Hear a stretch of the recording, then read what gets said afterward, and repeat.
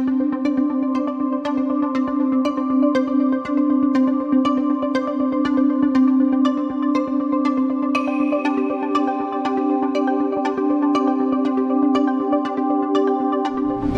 आम्ही 5-6 गावामध्ये आम्हाला असं निदर्शनास आलं की केस गळतीचे पेशंटची संख्या वाढते.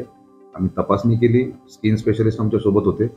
क्लिनिकल डायग्नोसिस त्यांचं असं आहे की त्यांना डोक्याची जी स्किन आहे त्या स्किनचं फंगल इन्फेक्शन झालेलं आहे म्हणून. त्या सदृश्य आम्ही स्किनचे सॅम्पल्स पण घेतले. गव्हर्नमेंट मेडिकल कॉलेज अकोल्याला त्याचं हिस्टोपॅथॉलॉजी इन्व्हेस्टिगेशन करण्यासाठी पाठवलंय. त्याच्यामधून निष्कर्ष नक्कीच निघेल. परंतु सध्या क्लिनिकल निष्कर्ष हा आहे की ते फंगल इन्फेक्शन आहे आणि त्या अनुषंगाने त्यांना उपचार पण आपण सुरू केलेले आहेत. असं माहिती पडली की दूषित पाण्यामुळे तिथे काही नाही, दूषित पाण्याचं जर म्हणाल तर मग सगळ्याचं सगळं गाव लागलं असतं. पूर्ण गावाला नाही येते. त्याच्यामुळे पाण्याचं नक्कीच काही ना काही इम्पॅक्ट नक्की असणार आहे. परंतु पाण्यामुळेच सगळं इन्फेक्शन वाढतंय असं म्हणणं काही योग्य ठरत नाही सध्या. प्राथमिक तपासण्या केल्यानंतर थोडंसं तो खारपान पट्टा ऑलरेडी आहेच. तर स्किन स्पेशलिस्टला आमच्या वाटलं की याच्यामध्ये नायट्रेट्स, आर्सेनिक आणि लीड याचं प्रमाण जास्त आहे का हे तपासावं. तर आम्ही खामगावच्या लॅबला ते पाणी सॅम्पल पाठवलं. त्याच्यामध्ये नायट्रेट्सचं प्रमाण हे 10च्या आत नॉर्मली असायला पाहिजेत. परंतु जे सॅम्पल आम्ही पाठवलं त्याच्यामध्ये 54 मिलीग्राम पर लिटर इतकं जास्त प्रमाणात नायट्रेट्स आढळून आलं आहे आणि त्याचा TDS-सुद्धा 2100 आहे. लीड आणि आर्सेनिकची तपासणी बुलढाण्यात होत नाही. त्याचे सॅम्पल आम्ही पुण्याला पाठवलं आहे. एक 8-10 दिवसात त्याचं पण सॅम्पलचे रिझल्ट्स येतील.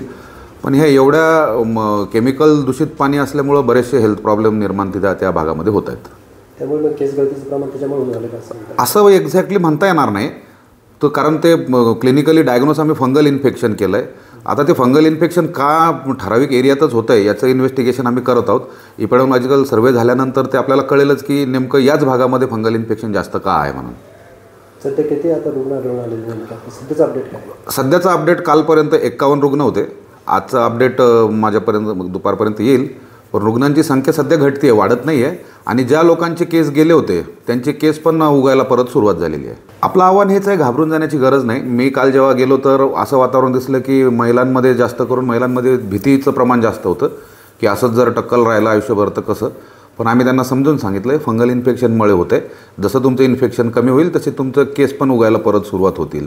आणि काल आम्ही अँटीफंगल ट्रीटमेंट सुरूसुद्धा केली.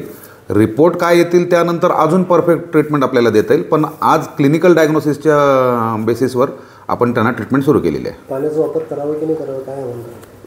आता हे बोलणं, पाणी तर जीवनावश्यक गोष्ट आहे.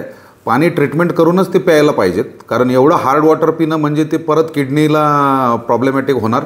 बाकीचं पण नायट्रेट्स एवढ्या हाय लेवलला असल्यानंतर हिमोग्लोबिनचे पण प्रॉब्लेम्स होतात. त्याच्यामुळं डेफिनेटली हे पाणी तर पिण्यास अयोग्य आहे असाच रिपोर्ट माझ्याकडे आहे.